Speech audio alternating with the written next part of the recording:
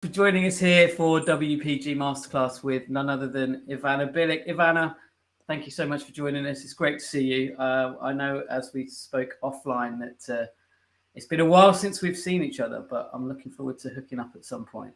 Exactly. The times have been crazy. I think everyone is kind of, reconnecting and reestablishing the normal life still. So, yeah. Thank you One for day, inviting me. Yeah. you're welcome. You're more than welcome.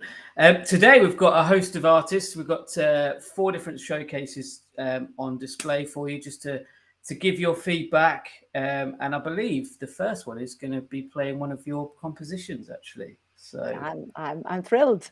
all right. So we'll bring on Hoi Yin. Hoi Yin. Hi. Hey. Hello, Helen. Hi, nice to meet you. Nice to meet Um, you. so I'm Hoyin. I'm originally from Hong Kong and I'm now studying at the Royal College of Music as a first year. And today I'll be playing Your Wild Rose.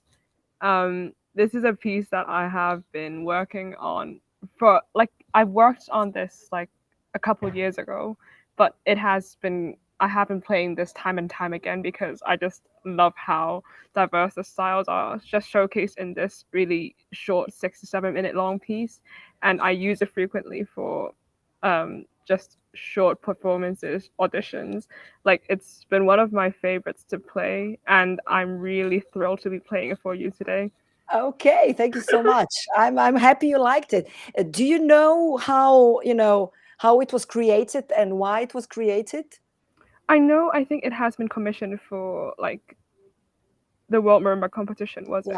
Yeah, yeah, exactly. So actually, it was not for a World Marimba competition. It was actually for Bogdan's competition in Salzburg and later on in Linz. So that was not for the Stuttgart Marimba competition, but yes, it's supposed to be like a showcase piece, right? Mm-hmm. So definitely. But let's see you, let's showcase you, and we'll talk afterwards. Okay.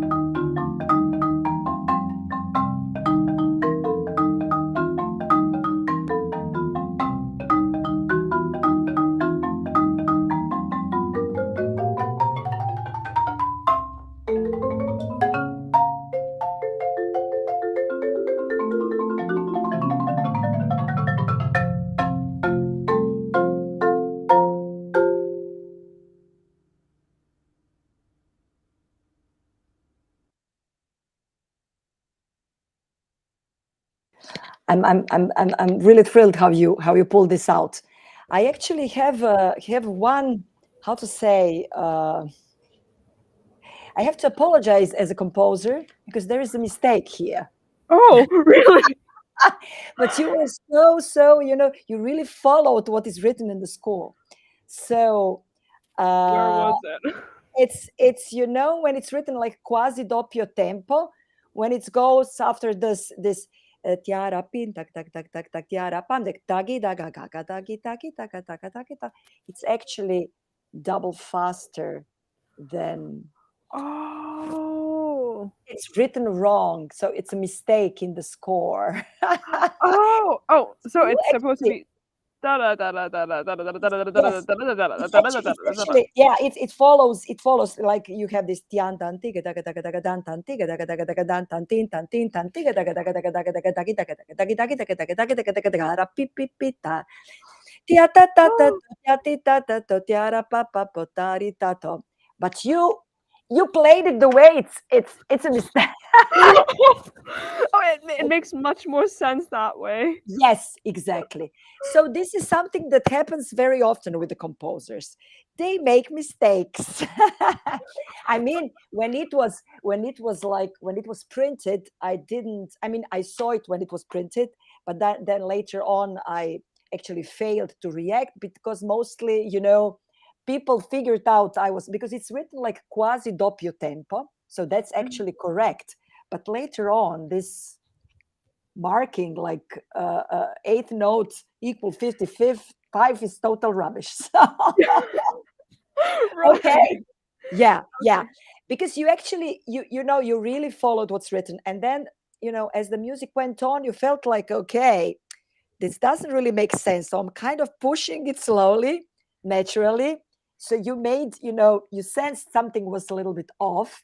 But so it's great that you observe this, but actually you see it makes much more sense, right? Yes. Yes. Yes. Yes. Okay. Thank you for telling me that. Yeah. Like, I apologize publicly for okay. I really loved many musical things that you did here. Especially loved the way you made some chorus sounds. This is really important here. Actually, I would just have a few suggestions, which are like, I don't know, uh, they are not written inside, but you might think about them. So I really like the way you play the beginning. I mean, it's totally free of course, it's a showcase, so you open the thing, and you can really take your time and you can make a big show. You're doing that probably on the concert, you're doing it more. So I also think you can be more, how to say, you are very modest when you play. I mean, you don't have the face like, what, I'm going to show you how I play. So here, because you play it wonderfully, so I think you can really show off on the first page. You can really like take your time and just like make fireworks. I mean, you do that already, but you try to be contained, not to go too much off. So I think here on the first page, you just have to grab the attention of the audience. I mean, you do with your playing, but I think it's just a tiny little sparkle that you can give there. Okay. What was my inspiration for the title and for the piece in total. Actually, it was the tattoo. The roses that are tattooed on the arms. Old fashioned tattoos, like Yes. some old fashioned rock music. Because Mhm. actually, initially, I started with, of course, with the main theme, like this tuga tuga kana tuga kuga kana, because I liked this edge that is brought out. On this part of the marimba, you have this. The sound of the marimba has a little bit of an electric, quality. Wouldn't you say it's a little bit, Yes. a little bit like this? So Mhm. you're bringing it out with your playing, and that's nice. It's really like, you have to, it has to vibrate, and that's really cool. So actually, this was the initial idea, and it's a little bit, like all these macho guys and rock musicians, and they have these roses tattooed, for example, here. So it's kind of like the soft side, like look the like really like a very wild and crazy guys, but who have this soft side inside. And so the piece really follows all these episodes. As you said, it changes, so you also followed all this. I might, after this initial after the opening, also it's not written, but you can when it starts to tia pa pa pa pia pa pa pa pa pa, you can let yourself a little bit, like forward and back. You don't have to be so precise in the tempo, even if it's not written. You can move a little bit, like this cascade. That ta ta ta to ti ta ta to ti ta ta ta ti ta ta ti ta ta ta. You go a little bit back in the tempo. It's not written, but it kind of asks for it a little bit. You do a little bit of that, Don't be afraid. Don't be afraid to do that, because you are very respectful of the score. So thank you for that. And so you feel free to do that, to just like because it starts and it's written like semplice, but it's actually grows. And of course you have to pay attention because it's kind of tricky. It goes like this and you have to pay attention for the notes. So find your spots where you can take your breath to be sure of the note. So it doesn't have to be like super strict, but you're kind of doing that. So it's fine. I just want to encourage you. Okay. So it's fine. So this, it can also be like more, If you said that this was based on rose tattoos and having rock musicians like inspire you, right? So should I think of those as like guitar strumming? Actually, this is I was not there. I was like, there's this kind of just like more of a mental, that's a little bit, but I don't want it to be I want it to be very gentle, but yes. And actually here also, since it's written like leggero cantabile, also you can play around with the tempo a little bit, so it has to be rhythmical and it kind of goes off a little bit, but it doesn't have to, we don't have to be aware of the it's like you can really sing with that, like a mandolin. Yes. Right. And so maybe you can do a little bit more of this difference when you do the repeats.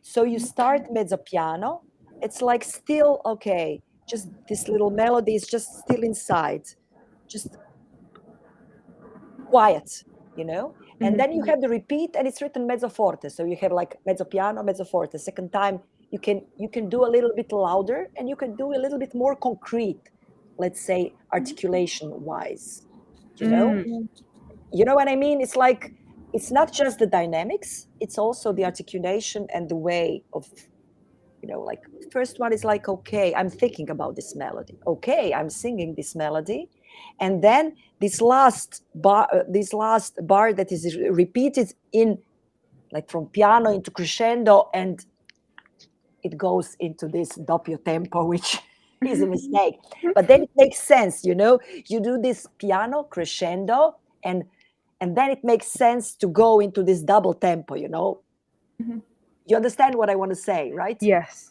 Yeah, so you can, because you were supposed to stop the tempo as you were trying to, observe this. So you didn't do this big crescendo towards that part, right? Yeah. Yeah. Okay, so because this is like really something we are just like it tangles and then how to say untangles, it's like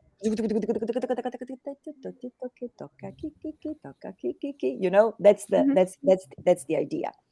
And also I like all this. I mean, it should be faster, of course.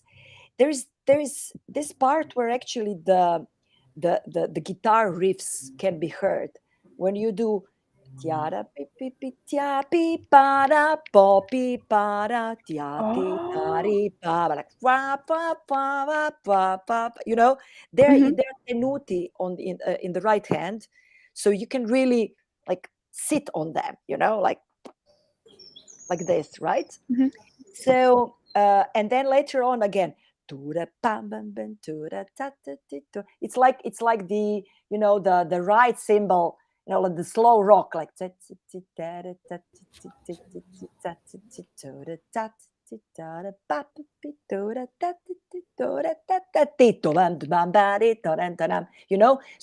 you can start thinking about um, uh, this guitar rock world and everything. So from this part that went a little bit off, like a little bit impressionist, like you come back into this world. Because actually when I was composing this, I didn't want to, I started from an idea, actually from a scale or from a chord, and then I just left, I just followed my imagination, one motive, like okay, I start with this motive develops, then okay, into this improvisation there are 2 or 3 notes, they are interesting, okay, I work on those 2 or 3 notes. So I always anticipate a little bit the next little variation, let's say. But yeah, but you did a lot of this, how to say, instinctively, it's musically, so it's just fine. So I just think you can make a little bit of more contrasts and dynamically in that part for the tuga kuga tara, and do the tenuti chords to imitate the guitar. Okay, Okay. clear so far? This is Yes, yeah, very this is just, clear. Also, when you start to do this, you can breathe a little bit after this final chord, like which is at the end of every 4-bar phrase, because you are being in tempo, but it's just let it ring a little bit more. Be a little bit late on the next bar, if you know what I mean. It's like breathe. It's like Yeah. yeah, yes, yes. Just a Oh, little okay. bit. Don't go off the rhythm. Just naturally. Try to find the balance. It's quite fast. So you do it nicely. It's just tiny little bit, make it ring, right? Okay. Okay, perfect. Because actually you can always pull it a little bit back, so it is in tempo, but it's heavy. It's so it's great because it's lot of playing and it's intensive. So just like the tempo is the same, but instead of playing on the top of the beat here on the head, be a little bit on the back of the beat. Like a horse at somebody's trying to pull you back, make it heavy, and full of sound. I mean, as I told you, you're already making it full of sound. It's just to make it ring even more. Okay. Okay. So this was all great. There's this meno forte, you can pull back a little bit with the dynamics, but it's really not, it's however you want to do it. Okay, this is nice. This is this little rhythmical part where you have this line. That's cool. Also this tenuti, like boom, boom, boom, boom, boom, boom, boom, boom, boom, like a bass guitar. But it sounds like this. This is cool. Okay. This is also like dance like. That's cool. When you come to the rolls, the moment when you have ta da ta da ta ta ta da ta da ta ta ba tiam bam bam, this part. Okay, so it's great. Maybe you could consider to make just at the beginning a little bit, like, because you build this intensity, like ta da ta da ta ta ta da ta da ta ta bam dam da, a faster roll let's say at the beginning. You know what I mean? So just maybe da da da da di ba da, maybe just at the beginning a little bit faster roll. So because you kind of made it really nice, you're staying in tempo, which was the idea. Just give this like a scream at the beginning. It's written like con passione, like with passion. So it's like, So just like some rock singers, right? a little bit. So you're having nice how to say, ideas about it when you think it from that perspective, right? When you put yourself into that. And then again, we have this okay, we are going back. And this is, I like very much how you do the especially here in the last to get to that tira to get to taro to get a tira to be boom tagato da tira to get to the tira to get a da da da dom da. You know, here really have this. And when you're doing this little tuba pira, it's always this half note movement is actually interesting to hear, because if you play it like attack a little bit, ta-da, it sounds a little bit like there is a glissando. I mean, you cannot do the glissando. You're not doing the glissando. You are playing the notes, but make it like pow, pow, you know, like somebody's doing a glissando on the guitar, like in the musical idea of it. Okay. Right. Yeah. And nothing. I really like how you did this brilliant, this brillante passage and everything. That's really cool, and everything, like the pace of it. And it's true that now it's going to be even shorter with a faster tempo. Now it's going to be really a ride through. But actually, tell me. When I played this piece, because I first learned this in 2019, and I've been revisiting it ever since. So, I found like the rose element in this one, like roses are really pretty, right, and really like nice and sweet smelling on the outside, but it also has like a stem of thorns, so it's basically both sides of the rose. Like, this is how I interpreted this piece. There are a lot of really rocky passages which symbolize the thorns, and some really nice lyrical passages which symbolize like the flower itself. But after hearing your analogy and symbolism of like rock music and rock musicians' tattoos, it just adds an extra layer of depth to the entire like musicality of the piece, and I think it helped a lot with how I interpret it as well. Yeah, I'm glad. And this is just a little thing. You already have that. You have that in your interpretation. It's just a little step that I think that will bring it up. And yeah, you actually, as I told you, intuitively you felt it. It just did. I'm really happy. You really played nicely, and I'm looking forward to hear it live somewhere at some point. I really wish to play this live at some point. It's such a really cool and really good piece. Thank you so much. So you are studying in Manchester, right? Or in London? You're London. studying in London. On which year are you? How much do you have? I'm first year bachelor. First year bachelor. Okay. Yes. So happy in London. Yep. I'm flying back home tomorrow. Holidays, right? Yes, it's a holiday. Finally. Okay. It was a great pleasure, really, to hear playing. Thank you so much. Yeah, it's a thrill to be able to play this for you, and it's been a really interesting discussion on the piece. I've learned a lot. Thank you so much. Hoi-Yin, we've got a couple of minutes if you've got any general questions or... Maybe I would like to ask for the 5/8 session. One thing that frustrates me the most is the left hand, because it's really demanding to open octaves, and I hold Burton grip, so it's really taxing on the left hand. When I played this, when I had to do a recording of this, like in 2021, I actually played until, and it's because it's like fortissimo, I played until my fingers bled, like this part. Yeah. So I would like to just ask in general, because this piece is very technically demanding and it's really full on. Do you have any tips on how to preserve your stamina and energy just throughout the piece, such that? What are the spots where you relax actually?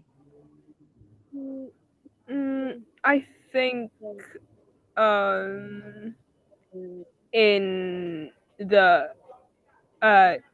after the quasi-doppio Yeah, tempo part, like in the 5/8, before um the actual heavy 5/8, and within the 5/8 section itself, I think I yeah, relaxed a bit um when it was da da da da yeah, da da yeah, da da yeah, da yeah, as yeah. well. I Yeah. think, I mean, I also play, I do the Burton grip, you know.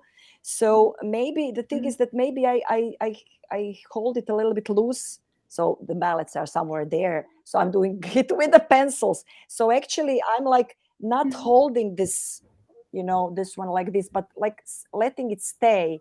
You know, it's like just it's staying here, you know. So sometimes I focus on Mhm. this one and just you see, it's like here, it just stays like this without the finger, which adds extra how to say pressure and tension on the hand. So sometimes I just this one I just a little press with here, and there's like a blocking between these two parts. So that's the first thing. For example, especially when I open, I just like then you know open it like this, like do, and then so I'm not like you know. So this fourth finger, I sometimes I'm just on focused on this. It's a little bit like an independence, like a combination of Stevens and Burton, if you know what I mean. So this is something that I Mhm. do very often. Sometimes, of course, you have to hold this, but actually, if it's positioned well here, and you have this thing, and you can focus just on this mallet, because that's the main thing. If Mhm. you're all the time there is this pressure, and I try always to use a lot of arm movement, because that way you can relax a little bit, because if you are down all the time, but you do that, you do that. It's just that I think just to find the moment where, for example, this dani dani para, uh, I maybe try to find the moments where, that's what I told you, like breathe in between the notes, play it a little bit heavy Mhm. so that you have time for each thing, because you're kind of trying to be really on time, and then you don't sometimes have time to make this adjustment, especially when you have to go back from octaves to fifths, right? So with this Mhm. big movement, it's a little bit of okay, tension, relax, and in the air I readjust, and of course. So but I think the main thing is that I try not to be, because this finger makes it all very tense, like I don't know, you can see it, like Mhm. when you press, this becomes tensed, and this here becomes very tensed. So I try, for example, Mhm. sometimes to have this looser grip and focus on the inner mallet, and this one is just positioned in between. Mhm. I don't know if I helped any with this. Yeah, I think it would definitely Yeah. help. Um, since I think the outer mallet itself Yes. holds in Yes. place when the inner Yes. mallet is really Yes. steady. Yes. Yes. So Especially, yeah. especially, if you these bars are really, really, really wide there, and if you have this feeling, this good octave feeling, you don't have to control it so much. It's going to be there. If Mhm. you just I tested it, and it works like that. If you have the good feeling, you don't have to get extra, like grip on the pressure on the mallets to hold them. Even loosely, they will stay in that position. So yeah, and also Yeah. I would on this dan don din dan dig dig dig dig, when there are the 60 notes, I would really try at the beginning not to articulate so much, so that it's more loose, and then later on focus on for okay, bringing up the rhythm, but using Mhm. those moments too. And of course the ara pi pi pi, right, but now it's going to be faster, so you won't be able to relax so much. And also no, like a Mhm. tung, king, king, king, king, king, king. I'll try also to relax totally the left hand when there is this bass guitar passage. Also, it's just one note, and try whenever I can. I try to relax this left hand. You know, like try to use the whole arm if I need power. But actually, you know, but just use a lot the movement of the whole arm, because you need power. You know, going up, relaxes, and like something like that. If we were live, I could show better, but yeah. I also have Yeah. another question. When I was first prepping for this piece, I watched your recording on Marimba One's YouTube channel, and I found that in the 5/8 section, you actually, I think you played the tempo. You played the tempo down a bit. Yes. Then Yes. what was And I'll tell you what. You have to know that recording was actually. So it's a little bit out of context, because this recording was made for acoustic measurement of different combinations of Marimba One keyboard and resonators. So you know what I did? So there was a camera there, so they used to just record it, and so they would do it like this.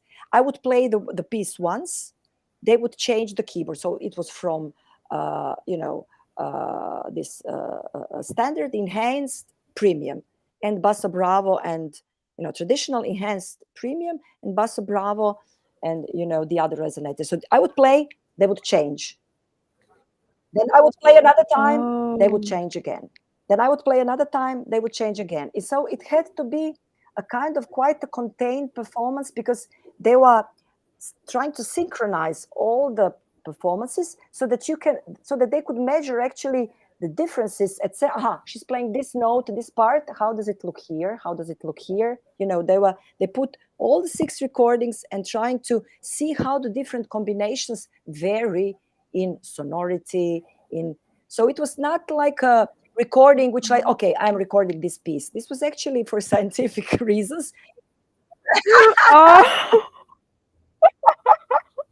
Wow. I mean, eventually they put it out, but that was so it was in a studio, and everything was like, okay, we tried to make like 6 equal performances, so we can, of course, they were not equal, because you are not a machine. You cannot be equal, because if you have more sonority, you would slow down the tempo because you have more sonority. So I was responding, I got premium keyboard, which had a lot of sound, and then I slowed down a little bit the tempo because I had a lot of sound and I wanted the harmonies to be heard. You know what I mean? So this is also, I was trying to adapt to the moment, to what I was hearing. But actually, you didn't finish the question, so maybe you wanted to ask something else. No, it was exactly that. Like, why did you play the tempo down? I guess because I think I watched another recording of yours. I think it was an encore for a concerto or something, and it was played really, really like rocky and really heavily. So that was a concert performance, and this was a scientific experiment. My question's answered. Okay, but you made a good point. I mean, you saw it. That was a good question. Okay. All right, nice one, Hoyim. We'll let you get to your concert. Well done. Yeah. Thank you so much, Ivana. It was a pleasure. Me too. Bravo. Thank you. Thank you. Bye-bye. Bye. All right, we're going to go across to. We'll fly you over to Texas now. Well, actually, I don't think we are in Texas. We were going to be in Texas. But back in Texas soon. Back in Texas soon. But it's so nice to see you and meet you, Ivana. Yes, exactly. How come you chose to play this piece? The Morning Dove Sonnet is something that I've been playing for a while now, I guess. And it just so happened that I had last week I was at a percussion festival, and this recording, to give like the backstory behind it, is at a donor concert. Okay. And so it was like a small house concert. There's some like talking in the back of the recording and that sort of thing. But it was just my most recent like live performance of it. And actually, like 5 or 6 months ago now, I recorded a studio version that I really like. And then I knew I wanted to like keep playing this solo. So when the festival asked, "Hey, does anybody have any like small solos they can play?" I was like, "Oh, I'll play Morning Dove Sonnet." And then, as I'm sure you know, when you're like traveling and in the middle of things, it's always, it's like, oh shoot, maybe I shouldn't have signed myself up for even more music to play. But I thought it's not like my best recording at all, but I think it gives like a good interpretation of like what I have inside of me, what I know, and what still needs like more work to go on whenever I prepare like more fully for performances. Okay, so let's hear it, right? All right, sure.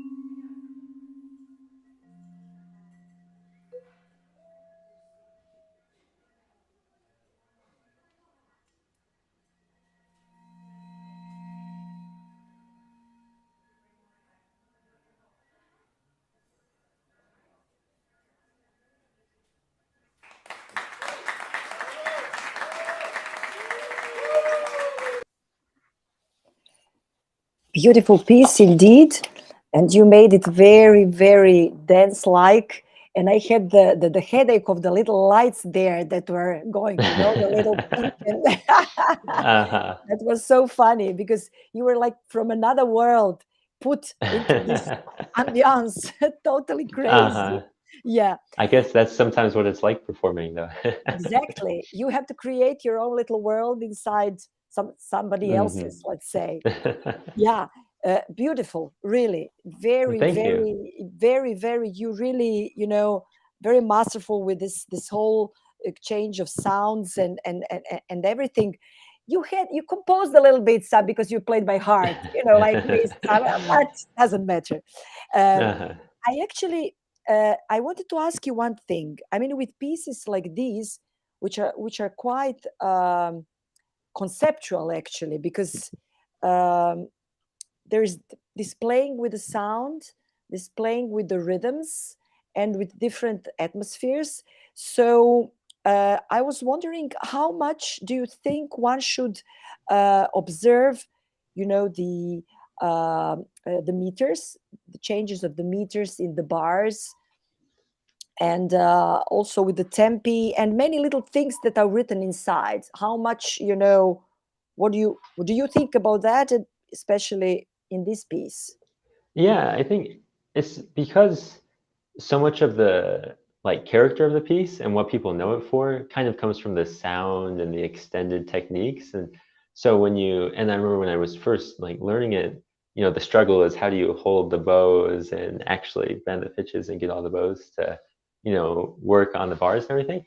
And then it was I remember I was in a lesson and my teacher was like, well, but you need to feel it like a dance in 3/4, like a waltz or something. And I was like, oh my, that's this whole other thing to think about.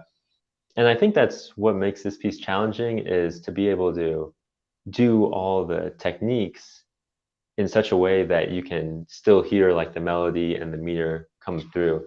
And I think with how much I will say some things in the score, like the markings and things, Christine doesn't actually do like when or in his like later recordings of the piece and that sort of thing, and when coaching people about it. And so it's one of those things, well, kind of like how you were saying on your piece, the composer sometimes writes things or like, and the copyist writes it down. There's different markings and things that aren't actually the most beneficial for the music. And so I think, especially with how individual the piece comes out, there's some liberties to take on the score, but I do think it's important to have that the meter like portrayed in the melody and things. They can't just be like esoteric sounds that happen out of time and nowhere, but it should have some sort of lilt to it. Yeah, yeah, yeah. I mean, I was so in some ways you got really nicely this dance, like, this three fours. So I would maybe even, this is really now a question of taste and just like you and me talking about choices here. So please understand it that way, like Hmm. uh so for example, for me, the tempo marking is too fast. I would play it even slower. I mean, you are Oh, managing. uh-huh. You're managing beautifully. I somehow, it's just like a little bit. You kind of, by the end of the piece, you kind of got a little bit more calm pace. You know, no, when it, Yeah, I did feel yeah, that, but maybe keep that like start with that yes, sort of pace. yes, I see. yes. That would be Uh-huh. really nice because you are managing everything. Like it's really beautiful, but it's just runs just goes a little bit fast, even if that's the tempo it's written. You are very correct with the tempo. I think that's, I mean, we can check with the metronome, but I Well, think it's that quite, that is one of the things that Dean also says is that the yeah, tempo marking is just a little too fast. yeah, So yeah, yeah, yeah, yeah, yeah, yeah. So really, for example, I like these little things that are put here. For example, there's this little, okay, and some point there's 4/4 or 2/4 that kind of uh, uh, makes a little glitch in this, in yeah, yeah. these little walls. So you did that, but maybe maybe I would do it a little bit more, like making us understand, okay, that was this, and then, now we are back into this space, because Okay. it makes it more interesting. It's not like, okay, the composer wrote it like this, and then we have to 1, 2, 1. It's not that. It's just like a nice compositional idea that I see and know from the piece, which I would maybe bring, but it's just a suggestion. Also, this little breathing that happens after tiam piam tiakatoti pakatoti da. There's this little cut in the pedal, and it's like a surprise, like all these things that make these little small surprises. I would make them more obvious, let's say. Okay. Yeah, I see what you mean. It's something to consider, because then all these effects come out even better. This aliquote, this flageolet that you do after that, the first one, it's great to clear the sound before it completely, so that it's it makes a nice sound effect. Nice Just so that preparation. there's more attention onto it a little bit. Yes, I see. yes. I hadn't thought of doing that with the pedal. Yeah. Then, for example, there is a little bit down in the there is a first moment that appears. There's a forte. There's a forte marking, and there is like a fermata. That's a first fermata. On the first page, you have this B flat, long bow, and then to da di pam. There's a triplet, and I would kind of try to connect this, because there is a fermata, there is this crescendo, this longer bow. There's that. It's also a moment in the piece that maybe can, be more. There are also accents on these triplets, So it's like, okay, suddenly, and then you go back. So build to that a little bit and make it jump out. Yeah, there are these little events. Like first, it's all nice, we are dancing. Then this little glitch, and then okay, and then this one, So just make them more clear for the audience, because we as players, sometimes the time passes so quickly and we think we're always late, but actually the audience needs time to absorb and to understand, especially definitely. Especially with a piece like this. When there's this moment with stopping the bow, you do it nicely. I would maybe, this is a suggestion, it's not, you did it well. It's like a moment after this, ti pa pi pa ta ta ta. There's a little bit of nervosity that can be added here, because it is something aggressive. For the first time, we have this.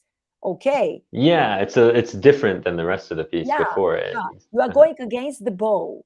Before that, there was this long. It is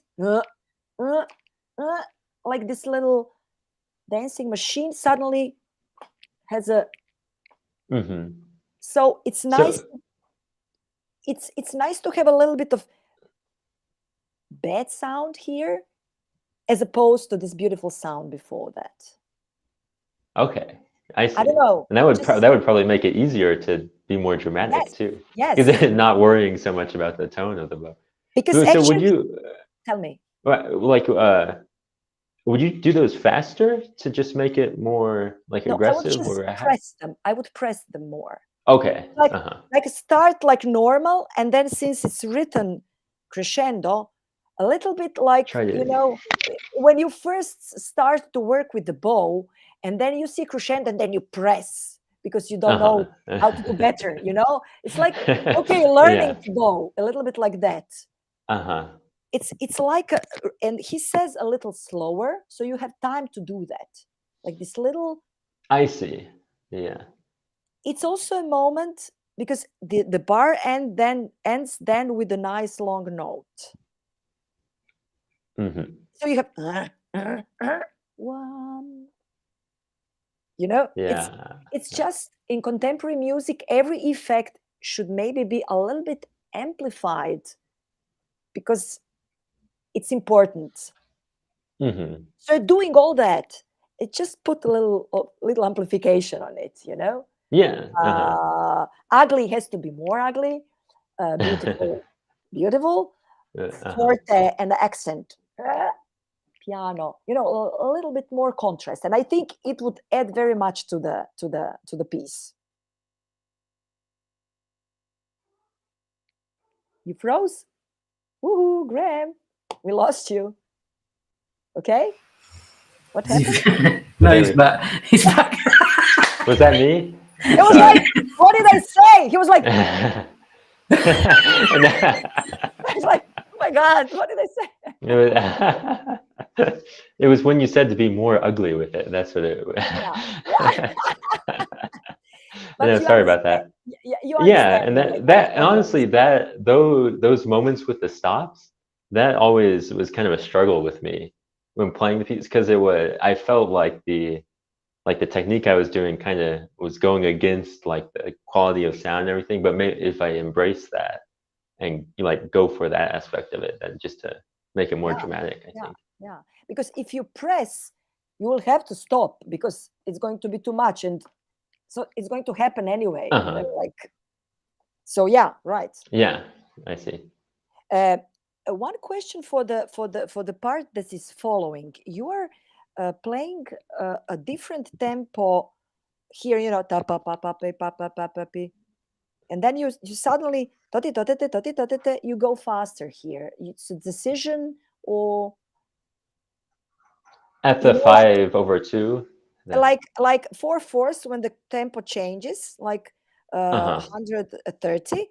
Then you have ya pa pa pa pi pa pi pi pi pi pa pa pa pa pa pa pa pa ti ti to ti, and you play the to ti. You suddenly were faster. Yeah, that was probably a little bit of a mistake. But I also, one thing that I struggle with is when the 5/2 starts on a like low F sharp with a 4/4. How would you? It feel like the rhythm comes randomly, and there's no like you can't tell that that's actually like a grouping of 5. I feel like when I'm playing, so sometimes I just kind of forget about the rhythm because you can't hear that it's a 5/2 until you start playing that bump bump bump bump bump bump bump bump bump where it actually sounds like 5 notes. But do you have any like thoughts about that? Yes, I kind of feel, because here you have it's actually like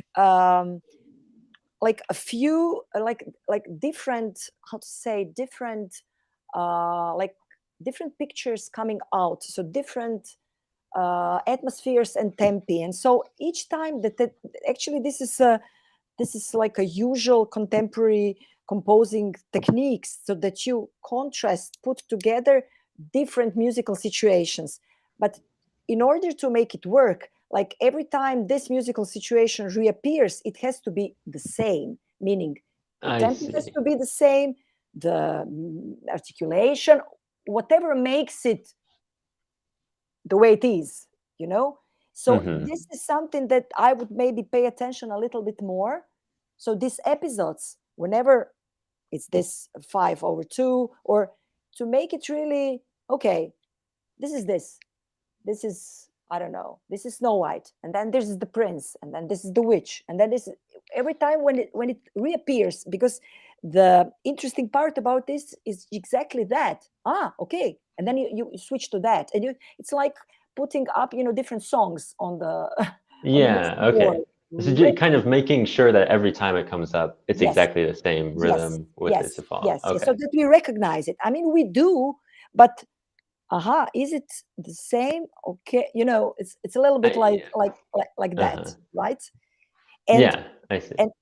And actually, speaking about that, on the like the ending of the second page, I think you can make this situation. I mean, it's written no accelerando, unlike next time when this situation comes out, there is an accelerando. So it's nice, maybe really not to be very stable when you have this 5/2. So when you really do the accelerando, okay, now it's happening, Be I really see. steady. Yeah. And then when there is this crazy part with the accelerando, I would make it longer because the composer allows you to make it like that, to become more crazy with this. Okay. Like on the 15-second ad lib, Yes, or even before yes, that when you even before that, okay. Leading with the crescendo and Yes, the cello, I yes, just yes. as dramatic as I can. Yes, I would take my time for that, but because it passes very quickly. There's this part that is like okay, with the bowing, and then two bop, bop, beep, beep, it really has to build a little slower, and then make this big thing. I think it will make more effect. It's not that you did wrong. You did what is, but it's just like you can stretch, like as I said, amplify the effect. Yeah. That's basically it. Okay. There's one thing that I feel like here, really, I feel like you play wrong. The triplet. It's like it's Am I too slow on the triplets? Yes, always like Yes. Okay.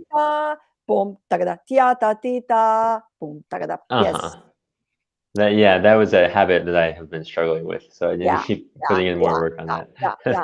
Because actually it's almost like an upbeat.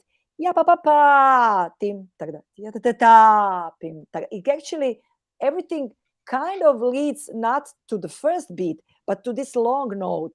I mean, this is kind of because it's long, and it has this little pitch bending. So listening to it, everything, you feel like so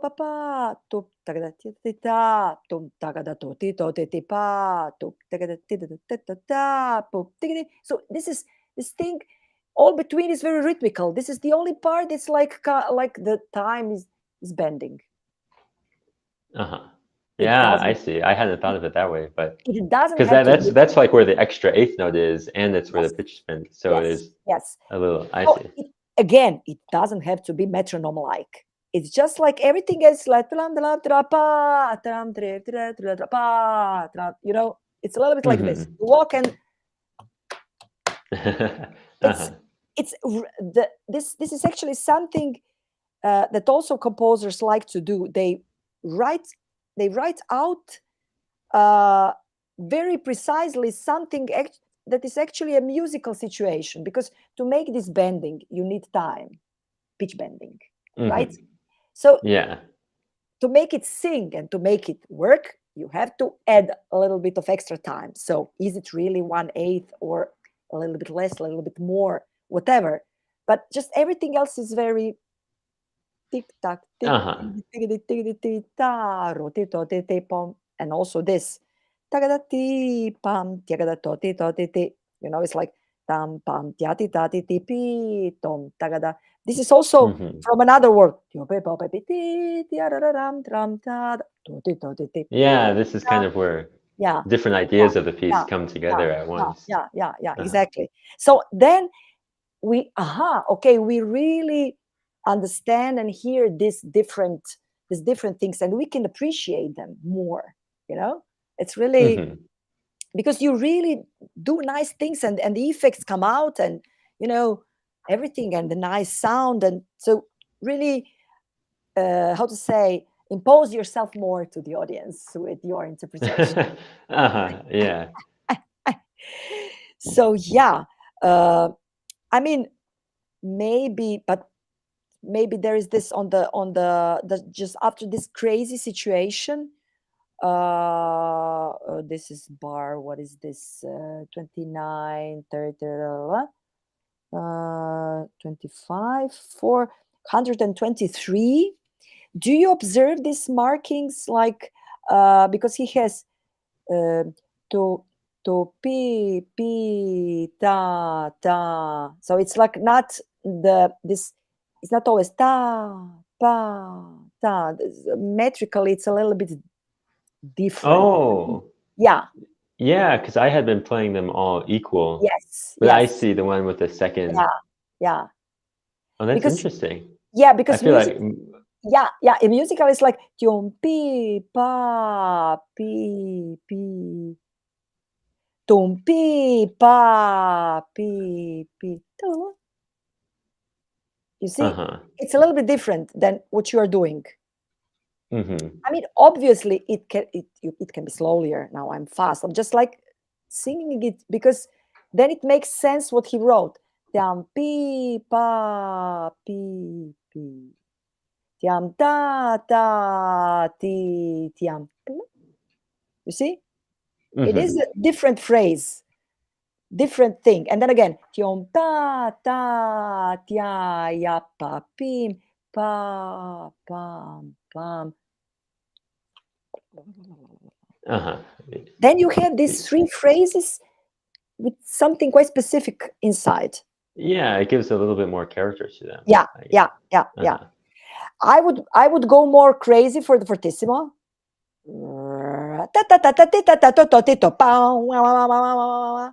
Because this is the last thing before going back. There's this little episode before the end with but it's actually from there on we are back to the. It's all the lyrical vowels. Yeah. So this is like a little. This is like a little more contemporary episode inside. More, I would say, percussive, or it's like more percussion instruments got into the picture. Definitely. And then we go back to this. Also, there are two things that you didn't do. I mean, you don't have to. It's 39, 40, 41, 42, 43, 44, 45, 46, ritardando. 146, there is a ritardando. You can really take your time there. And next, and there's it's almost it's not the last bar in that page, but one before has a fermata again.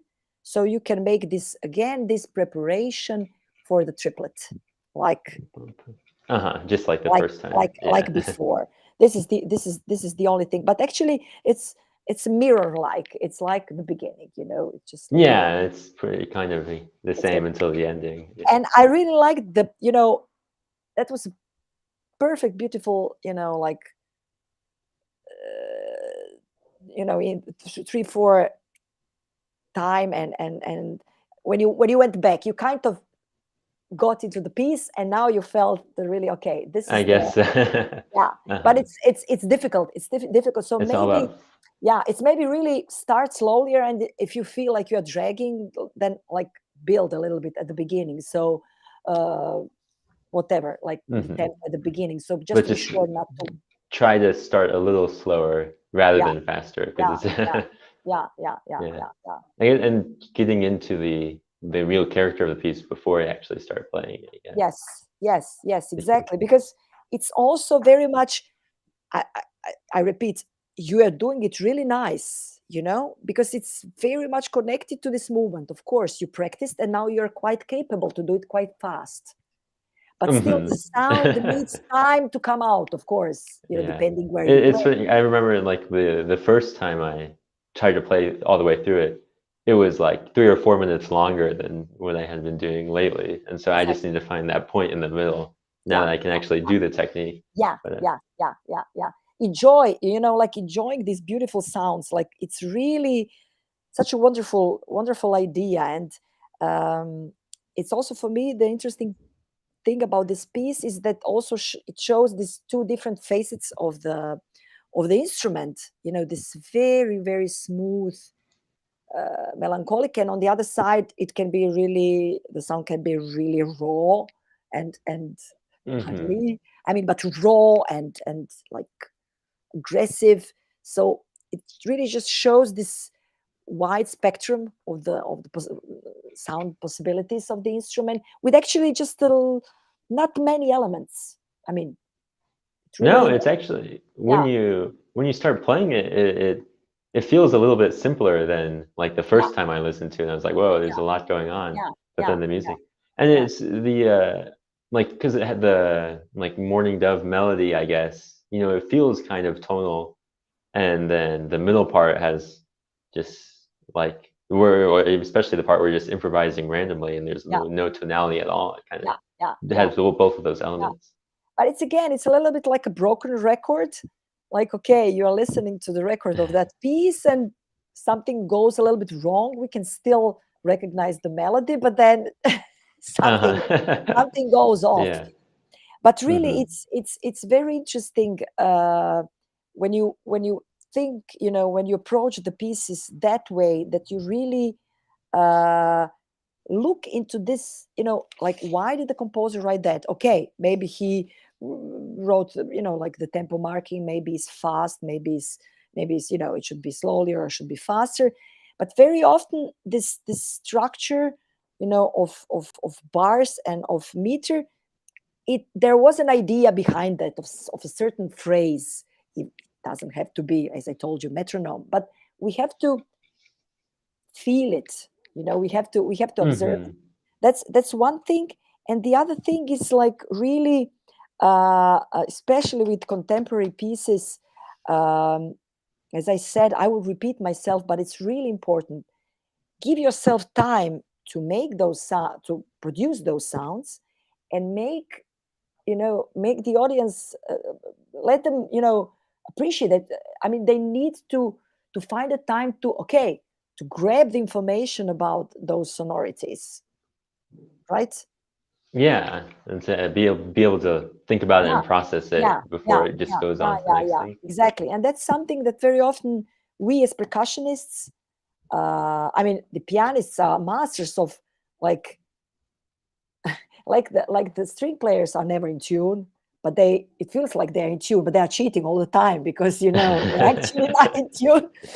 So it's like the pianists who are actually also percussionists. I mean, plong, unlike us, we can at least, they can do something with the pedal, but with the roll, we can kind of influence, this note that we are sustaining, and they just do plang and then nothing. So they did the whole philosophy of articulation, of interpretation, to make the illusion of a phrase, of a breathing, or everything. So they're never in time, even when they say that they're in time. They're all the time stealing this time.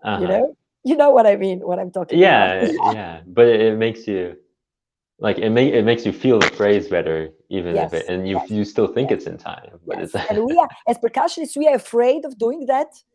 Afraid that we'll be I will be off, like, we'll have bad rhythm or something. I won't be correct. Like, so this is, I think, an ongoing struggle that we have to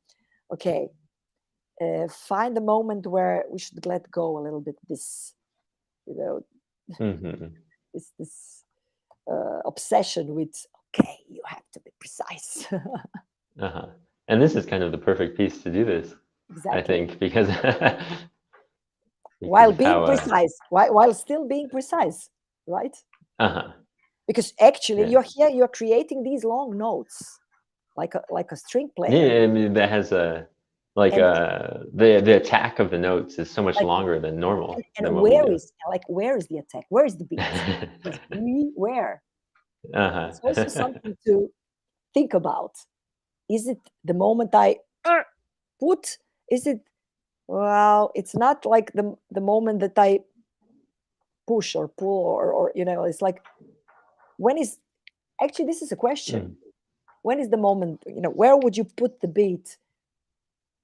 I try to, what I try to do is start, like, the motion of the bow before where I think the beat should be. Okay. So the ideally, once like the full tone comes, because the bow takes a second, and then you get kind of like a half a pitch, and once the full tone comes, that's where I try to think about, like, where the beat is. Yeah.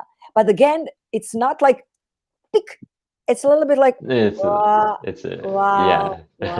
Well, it's like a little bit like the tom tom, like yeah, exactly. So you can be relaxed about the rhythm, because actually you are doing that. You're doing that. I was just asking this because I wanted to hear what you think about it and how you process that. And that's exactly it. You're anticipating the creation of the sound, and also, like, because I saw also the way you know, sometimes play it longer, sometimes, I mean, it's beautiful. You can play with the, you know, how much you press, how much you know, sustain. Is it like a more swift movement or a longer one, like a more gentle one? It also helps the interpretation. So it's like I'm just recognizing all that you are doing. So yeah. And now I need to be able to do that with that more musical idea at the forefront. Yeah, exactly. But you know, congrats, really beautiful. I mean, you have mastered the piece. You're playing. You know, you're like, you can do whatever you want. So this is nice. So just yeah, it's better to be in that position, I guess, than still struggling with it. Yeah. So make the leap of faith. Go further. You know, just you know, just like give more, take more space. All the way. More, yeah, exactly. Right. Tim. Thank you. Nice one, Graham. Thank you. As ever, excellent work. Great. So we've got a rather unusual situation now. The Holmes duo are currently delayed on a flight. So I think they're like 30,000 feet in the air somewhere. So I think probably what will be useful for them is maybe if we listen to their performance and maybe we can just have a little chat about it. Okay. They can watch back later. Yeah. If that works. Yeah. Pity. But yeah, that's the best we can do. Okay. Yeah, I think so. So let me just cue the video up. So just to fill you in with the Holmes duo, they're an American-based duo. They're brothers, so it's Cody Holmes and Ben Holmes. And the reason why I was quite drawn to them in terms of their application for WPG was they've got a really good product in terms of the duo itself. They write all of their own music, so and a lot of it's been really successful. They've had like over 500,000 views on YouTube so far. So they're doing really good things, and I just felt like that they needed to be embraced a little bit. So that's why they're on the program. And this one is called Palpitations from Marimba Duo. I can't really tell you much about it because they were going to tell you themselves, but I can play it. So let's have a little listen. Exactly.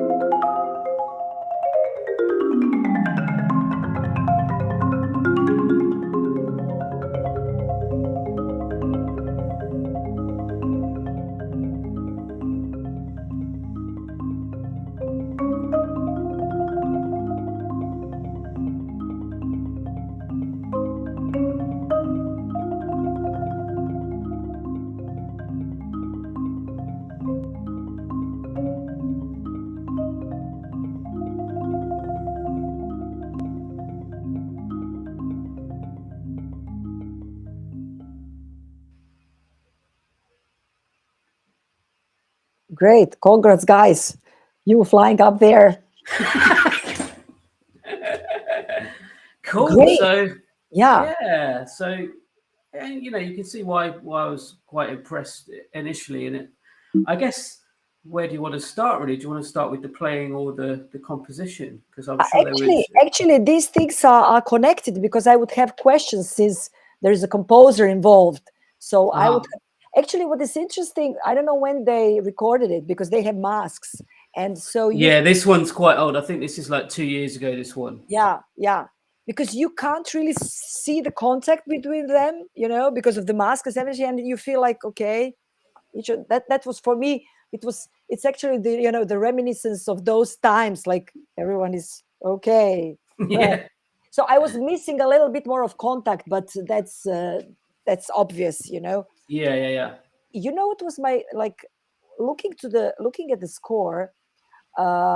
It's actually very graphical that you have these cascades of notes that are like moved in time, like it's like they're not together but like a little bit moved. And I would like to hear it more, actually. It's very much like very, very rhythmical at the beginning, which is nice, but then I would like prefer to have this repeated notes, like a little bit like almost the imitation of a note that is sustained, like Yeah. I miss a little bit of that, but I don't know if that was the idea, because looking at the score, it looks like that, because everything is even, and then this guy starts earlier, and this guy is just like he's a little bit late. Yeah, I agree. Sort of adding to that as well. I felt the same. When you got like the slower section, maybe like, I don't know, about halfway in, where you've got like the more elongated melodic passages. Yes. I felt maybe the other player could just ease back a little, just to give a bit more space. So I suppose that's just trying to gain an understanding of what the role is of the particular person at that time. Is it like, and I've said this before, but is it like a unified thing, or is it someone's taking charge, or is it, and maybe it's constantly moving like that beginning. So yeah, interesting. But I definitely feel like could work just a little bit more on, focal point and blur, if you like. Yeah, exactly. And also, like, maybe this can also be done with a little bit of more movement, just like, because it's all written in the score. Actually, it's just like the beginning of the phrase, a little bit more movement, and then this guy enters. I mean, it depends on the concept, what you want to. But also, these 16 notes are those here. Obviously, they are straight.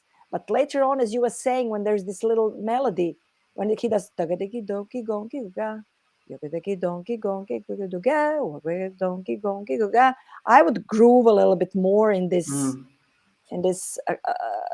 accompaniment, and I like a little critique would be like wakadake donkey gonki guda. There's no accent. So doggy doggy go get a bee, wakadake doggy doggy do pa, wakadake donkey doggy, like just a little bit more, and so that this other guy can really, and just then back off. You are accompanying me, and just like go away. Yeah, it's a little bit like, okay, stay in time, like you have to. So as you said, these two, but it's probably also maybe enjoying, like two instruments together and feeling it like one big instrument, and you actually think you're playing also the other part, but you are not. Yeah, completely. Yeah, I've been there many times. Yeah, so actually this is funny, because there is this this melody which is do pa pa pi, but since there are the 60 notes up there, you have to fit in, so you can't really be so free. So that's why I'm saying, this because actually at the end, when there's just like he's kind of doing that a little bit, the arpeggio. The arpeggio is a little bit more like groovy, let's say, like really wagadaga. So that's like, actually I would make a little bit more also, when they have these brilliant passages, I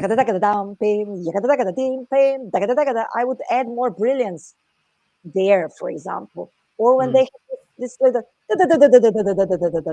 like super tight together. It's not always super tight together, but like add more brilliance to these moments where you have something. Okay, wow, this is like something is happening. Like, look at me, I can do like this, or these big triplets, like a guitar thing. Yeah. Because what I like very much is they are, very much together, even have the same sound, have the same approach. I was going to say the same thing. It's quite,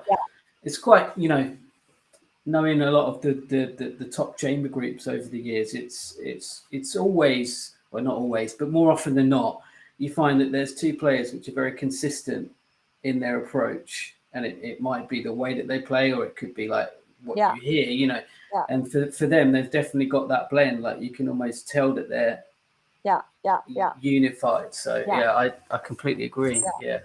I like the little things that he did at some point, like doing the decrescendo. He plays he plays in the middle, and then he does decrescendo, and then he goes on the edge, like to make like a thinner sound. Like these little details, really, I appreciated. I appreciated those, and what I was thinking, like in this part with the triplets, which I liked because there was a change of articulation, actually, because before that everything was quite like this. So here, okay, so what I was wondering, I couldn't really understand, because sometimes this phrasing was like on the first beat, like dig it, and he starts at O, like dubam dubam dubam dubam. Like the second note in the triplet is a little bit like I was not really sure. Is that on purpose? Because it's not written. Like sometimes you feel the phrasing starts on the beat, and sometimes it's off the beat. So that's also I guess we'd need to ask him, but I mean, just going back to the title, Palpitations, like would lead you to believe that. I mean, assuming it's about, like, if you imagine the heart palpitations, you have no control over that. Probably. I mean, you can play around that. I would definitely later on, I would definitely make bigger crescendo, like these waves of, like, they go to forte, like, page 15. Let's have a look. You did these big waves of dynamic. They are very decent guys. They don't like. You see, it's like R. I think it's R and. Let's have a look.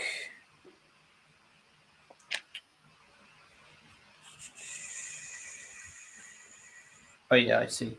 You see, that's like suddenly you have these huge waves of. Wow, like I would, because this is a nice moment. I would have appreciated to have like more of wow. But it's also something that you can't tell really from the recording, because it compresses in a way the dynamics. So Yeah. it's also something you can't really say that, because then it's a nice that is this nice contrast to the pianissimo and to this, again, going to this metric, accuracy, like really tick. It's just that I would just like a little bit more of. I mean, I feel it in this triplet part, this change of character, but a little bit more in this singing parts where there's the solo. So just a little bit more character change, and more like really, okay, so there's a solo, I'm going to sing, and this guy is just jamming a little bit behind, and that's it. But actually really, I mean, they have more pieces, like I didn't really follow. Yeah, they've got quite a few on their YouTube channel, so check out Holmes Duo. Okay. I think the thing for that, well, if I was in their shoes, I think the thing that I quite like is they've got a really good blend of, like, development of technical aspect, but then the compositional aspects are still quite strong as well. So I think in terms of moving forward, like if they could create maybe some slightly easier like chamber stuff, you could potentially sort of start breaking into like the collegiate scene in terms of trying to get people to play your music, because obviously that's quite hard for a general percussionist. But you know, if you started to maybe tailor, or maybe even to some of your pieces, like write some backing, so there's some like percussion parts or something, and then that might facilitate a little bit more ability to go into schools and, you know, promote your own music and work with the students, and you start to begin to get this sort of product, which is not just a piece. So they're just a marimba duo or a percussion duo?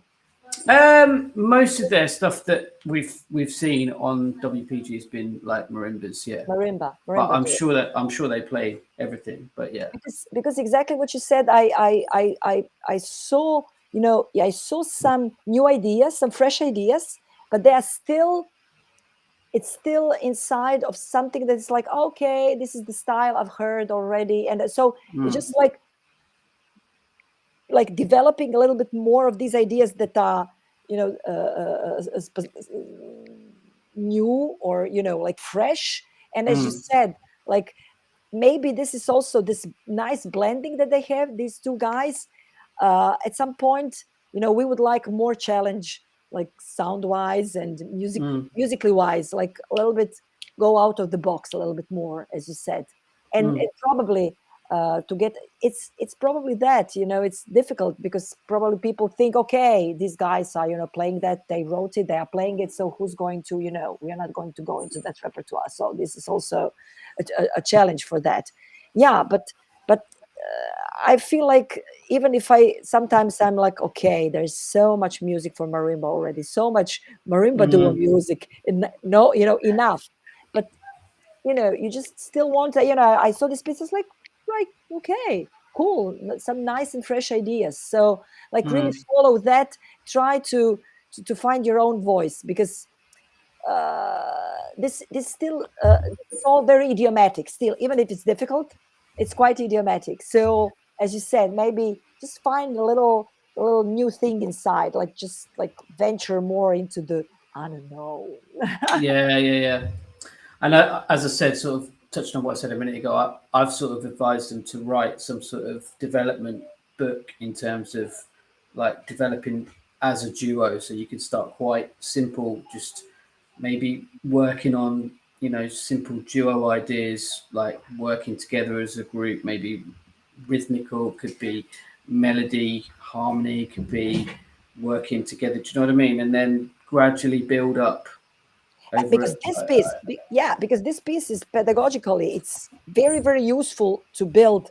But as you said, it's not to begin with for a marimba duo. No, this would be like towards the end. Yeah, exactly. That's kind of what I'm saying. Exactly. So you have the Holmes journey. That's what I think could be quite successful. Because that doesn't really exist for like percussion duos. So in general, we have a lot of complicated stuff, but you know, this like pieces that would follow like the other instruments have, you know, you know which repertoire is. I mean, we do have, but we still lack such pieces for marimba duo. You have a few, let's say, compared to the more difficult ones.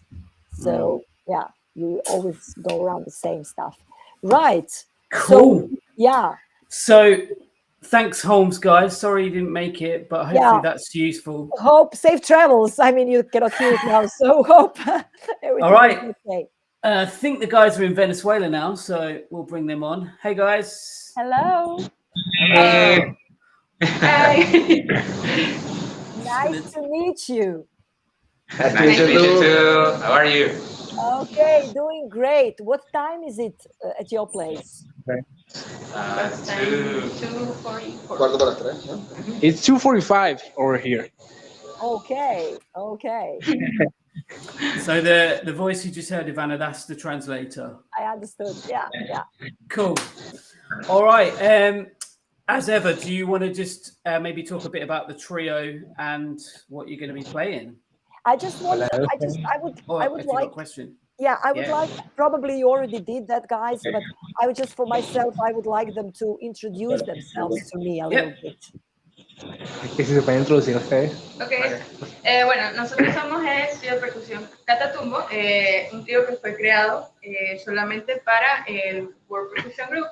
Somos miembros todos del ensamble de percusión Catatumbo. Y bueno, estamos muy felices de poder ver esta clase con...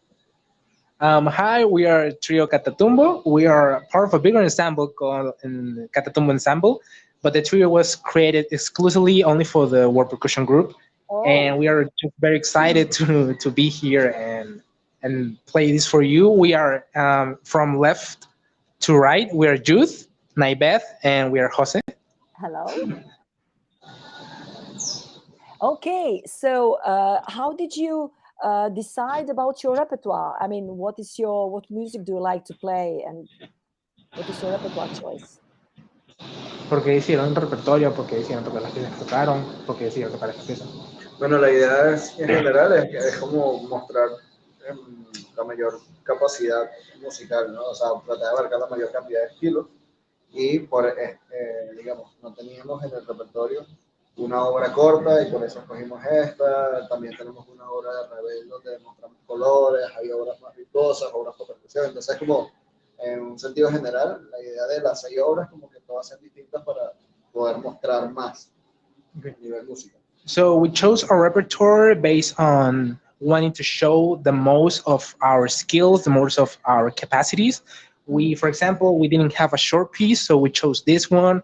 We also have this Ravel piece, which allows us to investigate and experiment with colors.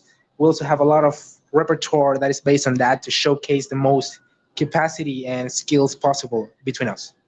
So it's you. I didn't check. I saw that you played Ravel, but other pieces are all of these pieces arrangements, or you are also playing original pieces for percussion. Todas las piezas son arreglos o también originales para percusión. Solo una es original. O sea, sí, bueno, no. Bueno, dos originales. 2 originales y 3 arreglos. So we have 2 originals for percussion, and then we have 3 arrangements for percussion as well. Okay, so I will use this opportunity to ask you about Venezuela music for percussion. I mean contemporary music. Tell me a little bit about the scene. La escena de la música contemporánea aquí en Venezuela, que quiero que le cuente un poquito de eso. Bueno, o sea, actualmente, desde hace mucho tiempo Venezuela es como un epicentro de la música contemporánea en esta parte del mundo, por el Festival Latinoamericano de Música. Aquí, en ese festival, grandes compositores latinoamericanos, tipo Gintera, seguramente lo van a conocer, o qué sé yo, el mismo Aaron Copland, vinieron, estuvieron acá un tiempo, estrenaron obras acá, etc. Y esa escena a día de hoy se mantiene por la gente que como que quedó de ese festival. Y a nivel percusión, precisamente el ensamble de percusión Catatumbo como que es uno de los ensambles, digamos, precursores del último tiempo en relación a la música contemporánea y a todo este tipo de música nueva para percusión. Entonces, como que ese ambiente es bastante activo. So Venezuela, in terms of contemporary music, especially for percussion, is very like a big thing because we form part of the bigger festivals like the South American and Latin American Contemporary Music Festival. And we have people like Ginastera. We also have Aaron Copland that has come here and has showcased and studied contemporary music. And we also have the people who was left from those festivals and showcases like Alfredo Rogeles and Diana Arizmendi. And we also, as the bigger ensemble, Ensamble Catatumbo, we're kind of like one of the pioneers of contemporary music for percussion here in Venezuela as well. Okay, great. Many things. Thank you so much. So I think we should listen to your playing now. Thank you for sharing. Thank you.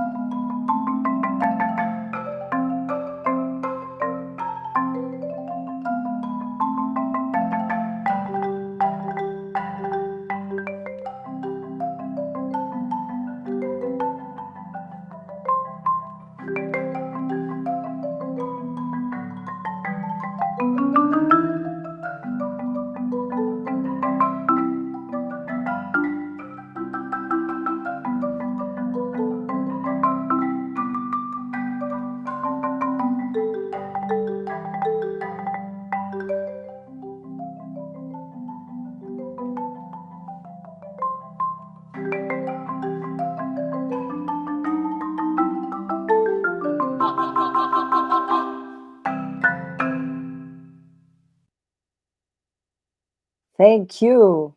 I'm trying to open the score here and put it here. So you had fun, I suppose, when you were playing this, right? Sorry, can you repeat that last sentence? You had a lot of fun when you were playing this, I suppose. Que se divirtieron tocando esta pieza. Okay, I just wanted to ask you, how to say, you know what the title of the piece means? ¿Sabes qué significa el título de la pieza?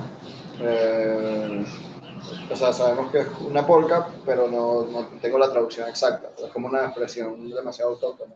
We know that it's kind of like a polka, but we don't have the exact translation to that. Okay. So I think maybe for enjoying it, let's say for interpreting it even better, I think it's good to have an insight about what the title means, why it was composed. Okay, so actually the title means no worries. El título significa que no se preocupen. O sea, no se preocupen.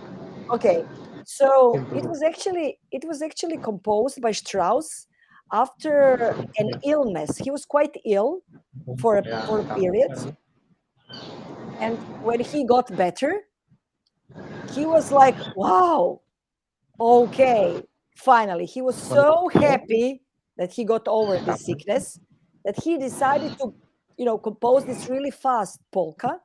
And you know what this what that's this? O sea, que si saben lo que son los gritos, los ja, ja. No, we don't know that. It's actually he's laughing like ha ha ha ha ha, like laughing to the illness. Okay. It should be like a caricature, like ha ha ha ha, like you illness.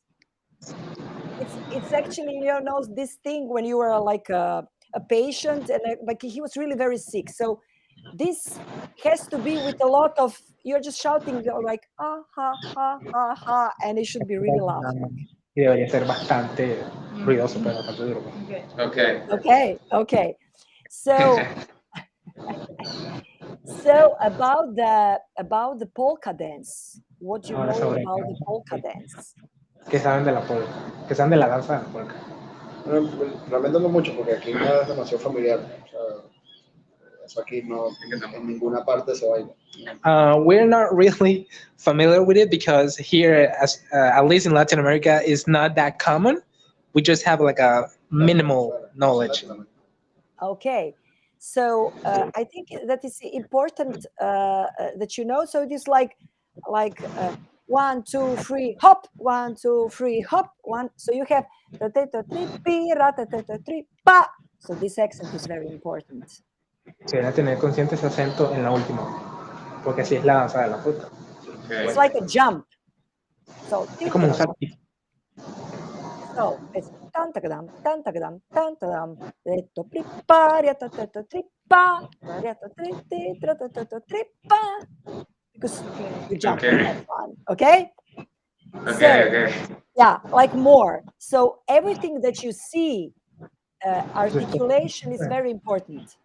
La articulación es muy importante. Like these accents, it's really you really sit on that because polka is like Esos acentos son muy importantes. nothing. Sorry, I'm speaking too fast. Sorry. No, it's okay. Don't worry. Yeah. So it's not a sophisticated dance. O sea, no es un baile sofisticado. La polka. It's Okay. yeah. So also it's a little bit also because the recording, how it's mic'd, for example, the left marimba, so we can hear more the central part of the marimba and a little bit less the upper part. So this answering when the right marimba, we don't hear it. It should be the same loudness. Okay, that's super important to have this thing, and also all the crescendi Todos los crescendos. have to be exaggerated. Right? Like everything with more character. Todo con más cara. Okay. Okay. Just a suggestion. You played it nicely, but if you want maybe to make some difference when there are some staccato notes, maybe some dead strokes somewhere. Maybe you see what you can do to make it a little even more. This one is quite, how to say, as I told you, even with this laughing and all of that, it's very, how to say, full of character in every way.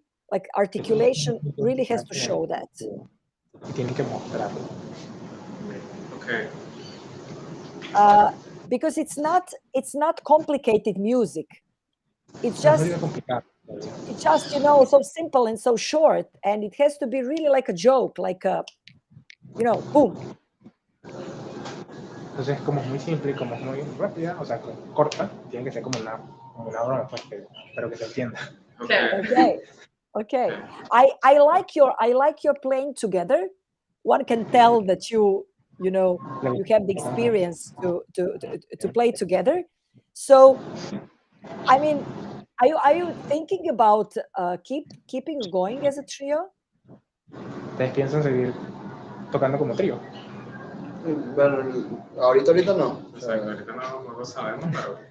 Right now, we are not very sure, but maybe in the future, who knows? So this is like one-time shot. And how did you decide to be a trio and not a quartet? O sea, ¿por qué un trío y no un cuarteto, pues? Es una pregunta, ¿no? Sí, es una pregunta, pues. No sé, fue la preferencia esta vez, o sea, no hay un secreto así oscuro detrás. Well, maybe we chose the trio because it's nothing in particular. It just was like a thing for the moment. We were the three of us, and we decided to do a trio. Because you know what is interesting, actually, that there are a lot of duos, there are a lot of quartets, but actually there are not so many percussion trios. Pero no hay muchos tríos. It's true. And even repertoire-wise, there is not. I don't know why is that, but do you like to introduce traditional music, like Venezuelan traditional music, in your repertoire?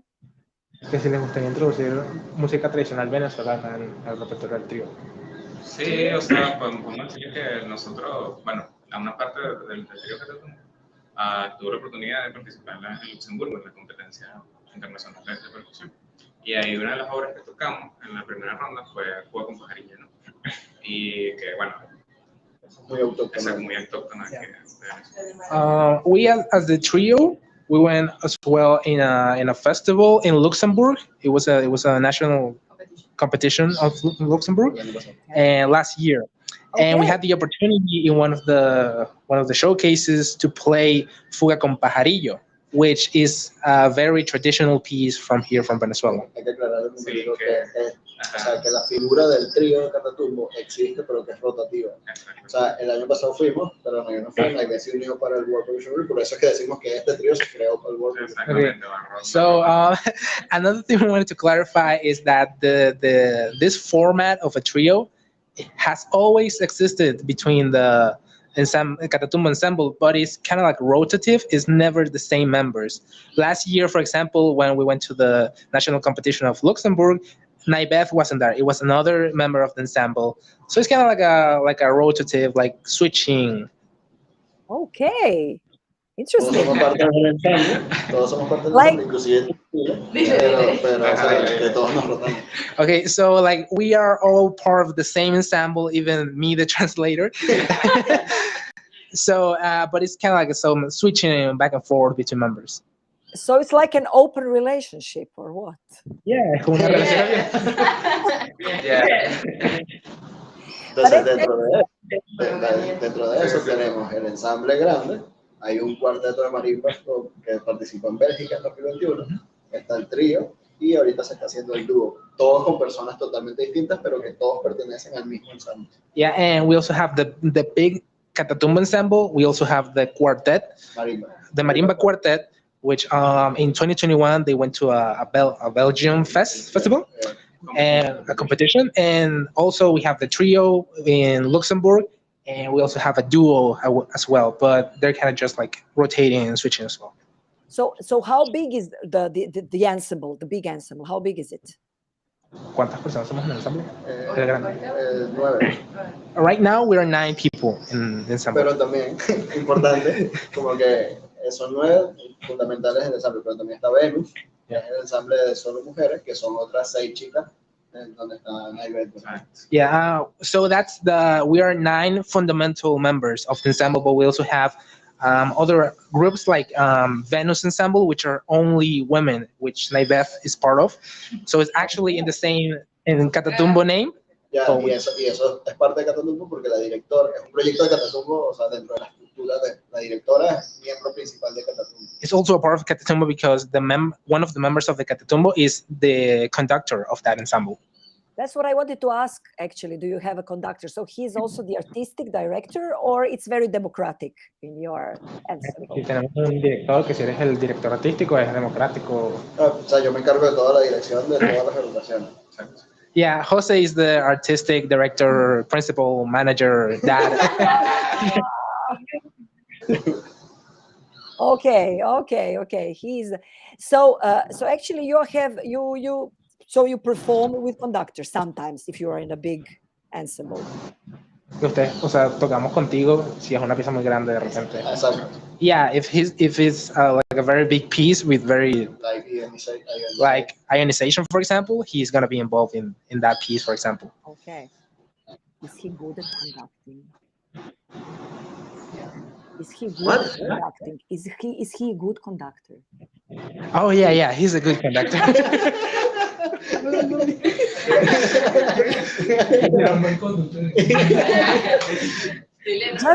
Yeah, he's great. He's great. Just checking. No, but how did you guys? When did you start to have this ensemble, this big ensemble? When? ¿Cuándo empezamos? And how? Why? ¿Por qué? ¿Cómo? Okay. Pero con el ensamble. Con el ensamble. Bueno, en 2018 se creó por necesidad, porque en ese momento aquí no había un ensamble juvenil que le diera como cabida a las personas que estaban haciendo bien en ese momento. Y cuando todo el mundo empezó a subir su nivel así grande, y empezaron a aparecer las agrupaciones. So in 2018, there wasn't a big ensemble of percussion. So we first created the ensemble because we wanted to have like participation between the youthful group within the music space that we had. And that was kind of like the beginnings of the ensemble, just because we didn't have a formal percussion ensemble in a long time. Okay, so what year was that? It was 2018. Okay. So this year is our 5th anniversary. Okay, right, good. You survived 5th year, it's good. Yeah. But it's actually a very interesting concept. I mean, it's quite a big group, and to be able to like change this is very interesting concept. So congratulations on being able to keep going these different formations. Felicitaciones por mantener las relaciones diferentes entre ensamble, trío, dúo. Yeah. So what are your plans? Are you going to record the CD of the group or like the big group? ¿Cuáles son nuestros planes? Si tenemos pensado grabar un CD o un concierto. Bueno, estamos abiertos a lo que sea. Actualmente estamos como incursionando en todo el tema de las grabaciones, precisamente para agilizar el tema de YouTube. Pero el plan principal es seguir haciendo música. Yeah, so recently we are currently making a lot of recordings, a lot of audio recordings to kind of like upload to YouTube and different social networks. But the main objective is to keep doing music nonstop. Yeah, exactly. So what were you? I mean, do you plan to come again to Europe? I mean, this is like a very interesting and like choosing something like this, but it's also very dangerous. So when you have such a known composer and something, everyone will like with Bach, like you go and play to a cellist, the cello suite, they will tell you, oh, it should be played like this. Or if you go to Austria and people with Strauss, they'll say, oh, the polka should be played like this. So I think you should really like observe what is actually what the idea of the piece is, but also try really to bring your stuff inside. You are your performance is very polite.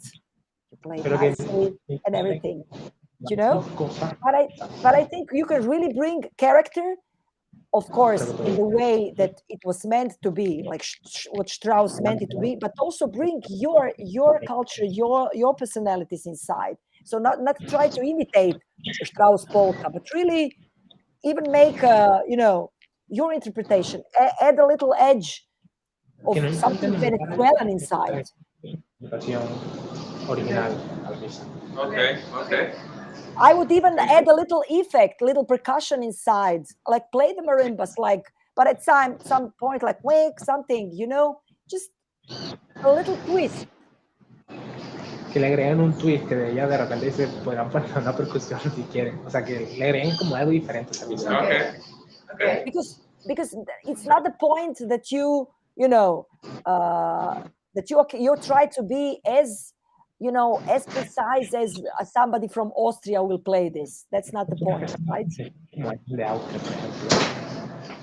So I think it's like really be true to the composer, but then like really go further. Like try to do some trick inside something, because it's a fun piece. Even when shouting, shout something, or really like add a little effect inside, like a little something. I don't think this piece is so serious that you can't make a little, I don't know, I would maybe add either some small percussion or some little like when there is just rhythm, but something like some joke inside. Like, I don't know if you understand me what I want to say. It's like Yeah. Not to try to imitate, but be yourselves in that. Okay. It's a pity that I just had this short little piece to listen to. I didn't hear you last time. That it's a pity that I had just this little short piece to listen to. Que solo es una pena que no puedes escuchar esa pieza tan cortita que. Yeah. Bueno, le haré yo para ella todos los videos entonces. Well, so we'll make sure to send you all of our material, all of our videos. Okay, but looking forward to it. Do you have any questions for me? Que si tienen preguntas para ella. No. Well, by their faces, I think you can tell no. Oh, guys, no worries. No worries with the polka. No worries with music. It's going to come, and I'm sure.